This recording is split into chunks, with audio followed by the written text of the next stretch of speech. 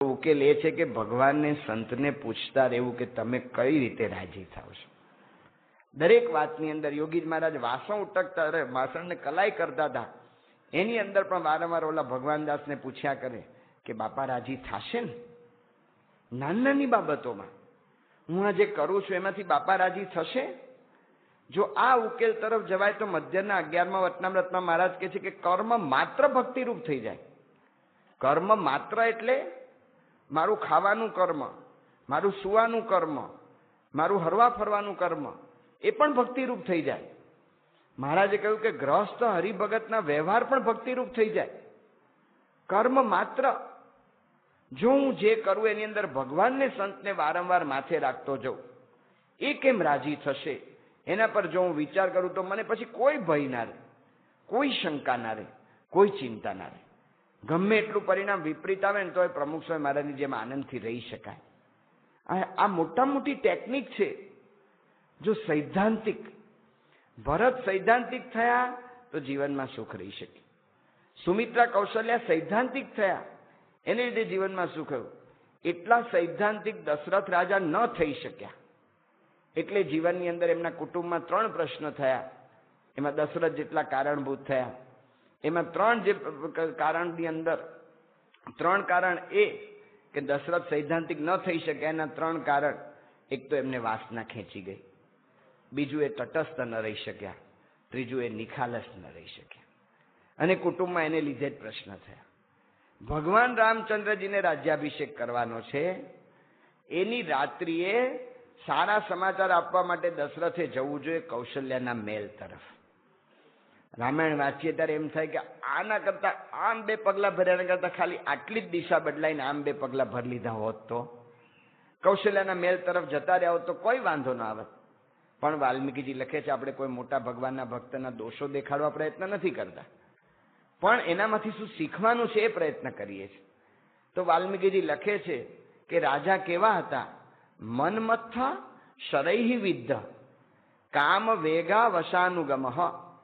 કામ દેવતાના બાણથી વિંધાયેલા, કામના વેગથી વશ થયેલા એવા હતા. તો તુલસીદાસજી પણ એ જ વાત લખે છે કે જે માણસ દેખવું કામ પ્રતાપ બડાઈ, જે વ્યક્તિ મોટા મોટા બાણ અને ભાલા અને તલવારને સહન કરી શકે, એને પાછા પડી શકે, એવા માણસને તે રતિ નાથ સુમન સર મારે. એ કામદેવના એક ફૂલના બાણથી પડી ગયા. અને રાજા ત્યાં ગયા અને એમાંથી આ પ્રશ્ન થયો. જો પ્રશ્ન કૌશલ્યાને થયો, એ સૈદ્ધાંતિક હતા, એને નક્કી કર્યું હતું કે આ મારા જીવનમાં સિદ્ધાંત, એટલે સિદ્ધાંત નક્કી કર્યો તો એ મુજબ લાગણી દબાવીને વર્તી શક્યા. ભરતે સિદ્ધાંત નક્કી કર્યો કે મારે ગમે તે કરવું તે રામ રાજી થાય એ જ કરવું, તો લાગણી દબાવીને રાજીપાના માર્ગે વર્તી શક્યા અને સાર્થક કરી શક્યા. રાજા દશરથ એવો કોઈ ચોક્કસ સિદ્ધાંત નહોતા નક્કી કરી શક્યા. ભાવના બહુ સારી હતી. જ્યારે રામચંદ્રજીને રાજ્યાભિષેક કરવાનો થયો ત્યારે દશરથ રાજાને વિચાર આવ્યો કે જીવન જન્મ લાભ લેવું, હું મારા જીવનનો મારા જન્મનો લાભ લઈ લઉં રામને રાજ્યાભિષેક કરી. રામ રાજ્ય સ્થાપવાની ઈચ્છા તો એને હતી, પણ વ્યક્તિ સિદ્ધાંતિક ન થઈ શકે. એને લીધે આ પ્રશ્ન થયા અને એને લીધે કુટુંબમાં પ્રશ્ન આગળ વધ્યો. સિદ્ધાંતિક ન થાય એટલે સંયમ ન રહી શકે અને સંયમની પાળો તૂટે જ.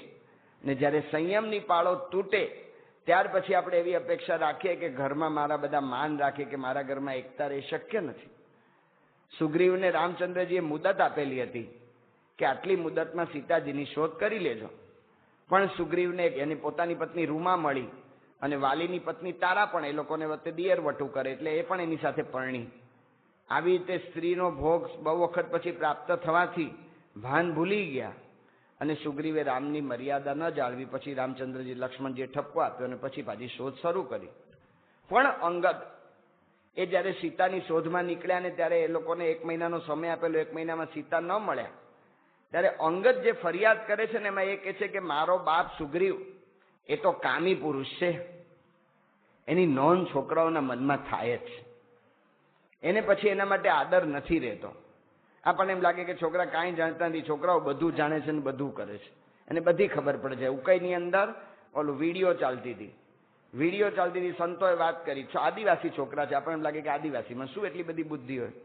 વિડીયો ચાલતી હતી સંસ્થાની સત્સંગ દર્શનમાં રસોડા વિભાગનું કઈ વિડીયો આવતી હતી. રસોડા વિભાગમાં બહેનો સેવા કરે એ સ્વાભાવિક છે, એટલે એ વિડીયો આવતી હતી. ત્યારે સંતોએ કહ્યું કે એક પણ આદિવાસી છોકરો પડદા તરફ ન જોતો તો અમારી તરફ જોતો હતો કે અમે શું કરીએ છીએ. આટલી નોંધ આપણા છોકરાઓ આપણી પાછળ લેતા હોય છે. હમણાં જ પરદેશ યાત્રામાં ગયા, બ્રહ્મદર્શન સ્વામી એક ઘરમાં મહેનત કરી, છોકરો સાવ સત્સંગમાં પેલા મંદિરમાં સૂતો કરતો હતો અને આવતો બંધ થઈ ગયેલો.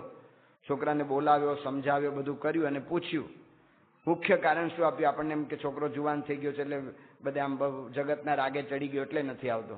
છોકરાએ કહ્યું કે મારા મા બાપ મંદિરે જાય છે પણ ઘરે આવીને અભાવ અવગુણની જ વાતો કરે છે. એનાથી મને એમ થાય છે કે જો આ મંદિરે જઈને આ જ ધંધો કરવાનો હોય તો મારે શું કામ જવું. જો કેટલી અસર થાય છે વર્તનની મા બાપની, એના દરેકના ઉપર એ અસર થાય છે. તો એટલા માટે આ સંયમ એ જરૂરી છે.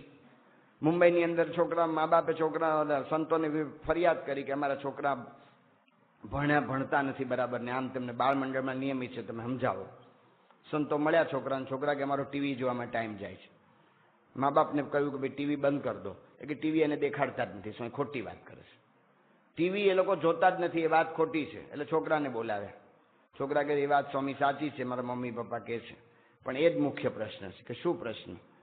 કે મમ્મી પપ્પા પોતે રૂમમાં બેસીને ટીવી જુએ છે અને રૂમનું બારણું બંધ કરી દે છે.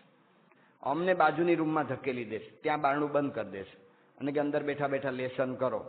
હવે અમને ટીવી જોવાની ઈચ્છા થાય છે એટલે અમે શું કરીએ છીએ, બે રૂમની વચ્ચે થોડું વેન્ટિલેશન છે એટલે ટેબલ પર ખુરશી પર ટેબલ મૂકીને અમે ઉપર ચડીને જોઈએ છીએ. અને એક જ જણ જોઈ શકે એટલે અમે વારા પાડ્યા છે, 5 મિનિટ આને જોઉં, 5 મિનિટ આને જોઉં. 3-4 છોકરા હતા એટલે 2 છોકરા ને 1 છોકરી. એમાં કહો કે એ બહુ સરસ દ્રશ્ય આવ્યું, બહુ સરસ સીન આવ્યો એટલે ઓલો ટાંગો ખેંચે મને જોવા દે. કે એની જ માથાકૂટમાં કે છે અમે લોકો છે ને આ વાંચી શકતા નથી. મા બાપ જ્યાં સુધી સંયમ નહીં કેળવે ને ત્યાં સુધી આપણે અપેક્ષા રાખશું છોકરા પાસેથી તો એ નહીં થાય.